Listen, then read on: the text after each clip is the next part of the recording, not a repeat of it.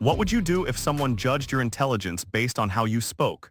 What if they demanded you be replaced simply because of your accent? It was Friday evening at Le Jardin, one of Manhattan's most prestigious French restaurants.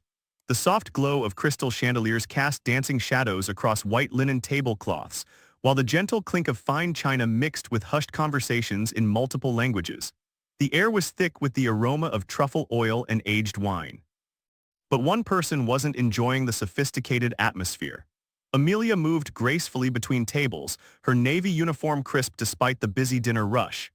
At 28, she carried herself with quiet dignity, her dark eyes observant and kind, though tonight they held a hint of weariness.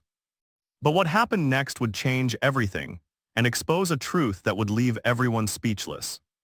Amelia wasn't just another waitress. Born in Nigeria to a diplomat father and professor mother, she had spent her childhood moving between embassies in Paris, Rome, and Geneva. By age 12, she was fluent in French, Italian, and Spanish. By 16, she had added German, Portuguese, and Mandarin to her repertoire. Her path to Le Jardin wasn't typical. After earning her Ph.D. in international relations from Columbia, she had worked as a simultaneous interpreter for the United Nations, translating for world leaders during critical negotiations. She had whispered the words of presidents and prime ministers, ensuring that crucial conversations flowed seamlessly across language barriers. Most people saw her Nigerian accent and made assumptions. They heard her melodic English, perfectly grammatical but flavored with the rhythms of her homeland, and immediately categorized her. But Amelia had learned that patience often revealed more than confrontation ever could. Richard Coleman wasn't new to getting his way. 43 years in Manhattan's financial district had carved deep lines around his eyes and built an unshakable confidence in his own importance. As senior partner at Coleman & Associates, he was accustomed to deference, to immediate service, to being catered to without question. His usual haunts were the elite clubs of Midtown, where everyone knew his name and his preferences. He ordered expensive wine like he was doing the establishment a favor by gracing them with his presence. His laugh was too loud, his handshake too firm, his tips calculated to the penny based on what he perceived as adequate service. Le Jardin was his latest conquest in a life of acquisitions. The maitre d' knew to seat him at table 12, the one with the best view of the kitchen's orchestrated chaos. Other diners glanced his way, recognizing wealth if not the man himself. But Richard liked it that way. He wore his success like armor, believing that money granted him the right to judge, critique, and dismiss. His Armani suit was perfectly tailored, his silver hair slicked back with expensive pomade. In Richard's mind, the world was divided into two categories, people who mattered and people who served people who mattered. It was 7:30 when Amelia approached table 12. The dinner rush was in full swing, servers weaving between tables with practiced precision. The low murmur of conversation created a sophisticated soundtrack punctuated by the occasional burst of laughter. Richard was already seated, checking his Rolex with obvious impatience. His mood was sour after a day of difficult negotiations, and his expectations for the evening were high. He glanced up as Amelia approached, his expression shifting to barely concealed annoyance. "Good evening, sir. Welcome to Le Jardin. My name is Amelia, and I'll be taking care of you this evening," she said, her voice warm and professional, carrying the musical cadence of her Nigerian heritage. Richard's eyebrows lifted in what could generously be called surprise. "I'm sorry, what was that? I didn't quite understand you." Amelia smiled patiently. "I said good evening, sir. I'm Amelia, your server for tonight. May I start you with something to drink?" Richard leaned back in his chair, making no effort to hide his irritation. "Look, I don't mean to be rude, but could you send someone who speaks proper English?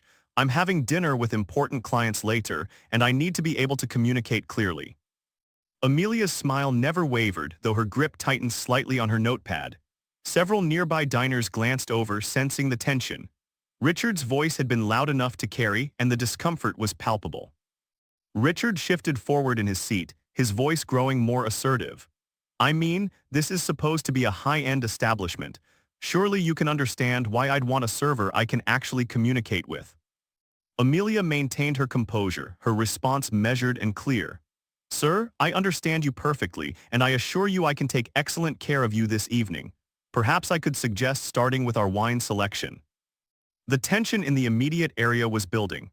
A couple at the adjacent table exchanged uncomfortable glances. The woman leaned toward her husband and whispered something that made him shake his head in disapproval. Amelia caught the movement from the corner of her eye. She had allies, even if they remained silent.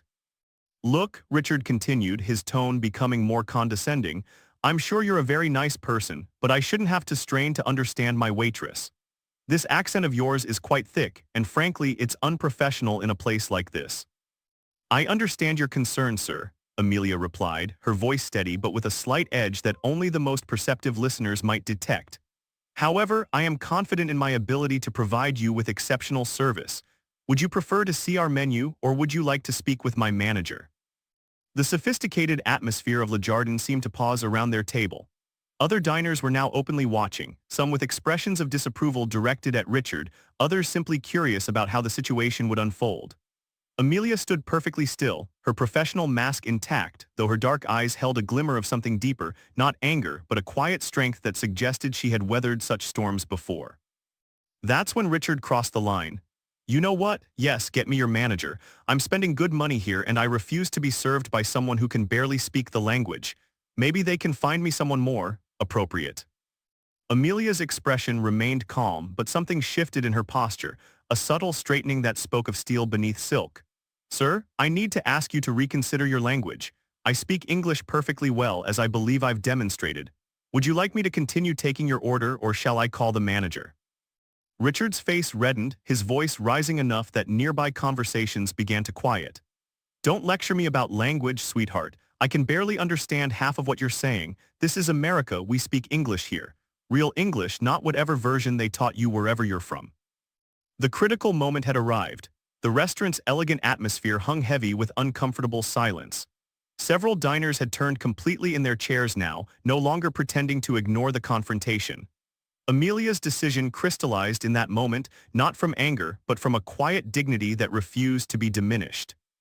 Sir, she said, her voice carrying a new quality, still professional, but with an underlying authority that made Richard pause, I want to ensure you receive the best possible service this evening. Perhaps there's been a misunderstanding. Richard's overconfidence blazed in his eyes. He was used to getting his way, used to people backing down when confronted with his displeasure. The only misunderstanding here is this restaurant thinking someone like you belongs in a place like this. Amelia took a deep breath and smiled, not the professional smile she'd been wearing, but something more genuine and infinitely more powerful. You know, sir, you're absolutely right. Communication is essential in service. Perhaps I should demonstrate proper language skills. She turned toward the dining room and in flawless French with a Parisian accent announced, Bonsoir à tous. M'excuse pour cette interruption, mais j'aimerais clarifier une chose importante. Richard's mouth fell open.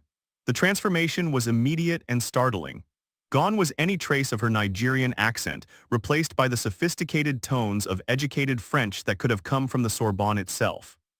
Permettez-moi de continuer en italien, Amelia continued, switching seamlessly to Italian with Roman inflections. Come potete vedere la comunicazione più assumere molt form e giudicare qualcuno dalla sua pronuncia e grave spesso un error. The restaurant had gone completely silent. Servers had stopped moving. Even the kitchen sound seemed muted. Richard stared at Amelia as if seeing her for the first time, his face cycling through confusion, disbelief, and the dawning realization of his massive error. O prefiere que hable en español, she continued in perfect Castilian Spanish. Hay tantos idiomas hermosos en el mundo no le pairs. She paused, looking directly at Richard, whose face had gone pale. Oder sprechen Sie vielleicht Deutsch? Ich würde mich freuen in Ihrer Muttersprache zu kommunizieren. Her German was flawless, with the precision of someone who had spent years in diplomatic circles. Chinese letter, Chinese letter, Chinese letter, Chinese letter, Chinese letter, Chinese letter, she added in Mandarin, her tones perfect. Chinese letter, Chinese letter, Chinese letter, Chinese letter, Chinese letter, Chinese letter, Chinese letter, Chinese letter, Chinese letter, Chinese letter, Chinese letter, Chinese letter, Chinese letter, Chinese letter. Finally, she switched to Portuguese. O talvez português, posso continuar qualquer idioma que prefira. The silence stretched for what felt like eternity before Amelia returned to English, her Nigerian accented English, but now it carried an entirely different weight. As I was saying, sir, I'm fluent in 7 languages. I earned my PhD in International Relations from Columbia University and worked for 6 years as a simultaneous interpreter for the United Nations. I've translated for presidents, prime ministers, and Nobel laureates. But you're absolutely right, communication is key. Which language would make you most comfortable this evening? The restaurant erupted, not in chaos but in a wave of appreciation that began with scattered applause from nearby tables and quickly spread throughout Le Jardin. Several diners stood, their clapping enthusiastic and sustained. A woman at table 6 called out "Brava" in clear admiration. Richard remained frozen, his mouth opening and closing soundlessly. His face had cycled from pale to red and back to pale again. The businessman who had demanded proper English now couldn't seem to find any words at all. The manager, Marcel, approached swiftly, having witnessed the entire exchange from across the room. "Monsieur Coleman," he said in his own French accent, "I believe you owe Mademoiselle Amelia an apology. She is one of our most educated and accomplished servers. Perhaps you would prefer a different table." Other diners had begun to murmur their support. "That was incredible," said the woman from the adjacent table directly to Amelia. "I'm a linguistics professor, and your pronunciation in all those languages was flawless." Richard finally found his voice, stammering, I didn't. I mean, how was I supposed to? Your accent, I just..." Amelia's response was gracious but firm. "Sir, my accent reflects my heritage, which I'm proud of. It doesn't diminish my education, my capabilities, or my worth as a human being. Perhaps this evening has been educational for both of us." 3 weeks later, Richard Coleman's behavior at Le Jardin had become the talk of Manhattan's business circles. Word had spread quickly through social media and professional networks. A video taken by another diner had gone viral, showing Amelia's incredible linguistic display and Richard's stunned silence. The incident cost Richard more than his dignity. 2 major clients canceled their contracts after seeing the video, citing misalignment with company values. His own firm quietly asked him to take a leave of absence while they conducted an internal review. Meanwhile, Le Jardin had never been busier. People came hopping to meet the remarkable waitress who spoke 7 languages. Marcel had offered Amelia a position as cultural liaison, helping the restaurant cater to their increasingly international clientele. Amelia continued working her shifts, but something fundamental had changed. Other staff members looked at her with new respect. Regular customers made efforts to practice their foreign language skills with her. She had become something of a local celebrity, though she handled the attention with the same grace she had shown that Friday evening. Richard eventually returned to his office, chastened and considerably humbler. The experience had forced him to confront some uncomfortable truths about his assumptions and prejudices. He never returned to Le Jardin, but he did send a letter of apology to Amelia through the restaurant's management. Amelia framed the letter but never responded to it. Some lessons, she believed, were best learned in silence. The story of Amelia and Richard reminds us that intelligence, education, and worth cannot be measured by accent or appearance. In our interconnected world, the ability to communicate across cultures is a gift, not a liability. The young woman serving your coffee might speak 5 languages. The janitor in your building might hold advanced degrees. The person you dismiss based on their accent might be the most educated person in the room. True sophistication lies not in demanding that others conform to your expectations, but in recognizing and appreciating the diverse backgrounds and experiences that surround us every day. When we judge others based on superficial characteristics, we often reveal more about our own limitations than theirs. The next time you encounter someone whose speech patterns differ from your own, remember Amelia. Remember that accents tell stories of journeys taken, cultures embraced, and bridges built between worlds. They are not barriers to communication. They are testaments to the beautiful complexity of human experience. Before you assume someone's capabilities based on how they sound, ask yourself, how many languages do I speak? And more importantly, how many opportunities for connection and learning am I missing because of my own prejudices? If this story resonated with you, please share it and let us know in the comments about a time when you witnessed or experienced something similar. Together, we can build a world where everyone's voice is valued, regardless of the accent in which it speaks.